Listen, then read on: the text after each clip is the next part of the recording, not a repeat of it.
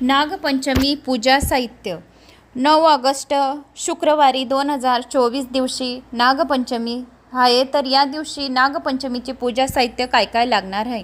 नागदेवतेची मूर्ती किंवा प्रतिमा, शिव आणि माता पार्वतीची मूर्ती किंवा प्रतिमा, फुले, आसन, दही, शुद्ध सात्विक तूप, मध, गंगाजल, 5 फळे, 5 सुकी फळे, बेलपत्र, धोत्र्याचं फूल, तुळशीपत्र, गाईचे दूध, कापूर, धूप, दिवा, पूजेची भांडी, अत्तर, गंध, रोली, मिठाई, कापूस, शिव आणि माता पार्वतीचे शिंगारचे साहित्य अशी विधिवत करा पूजा।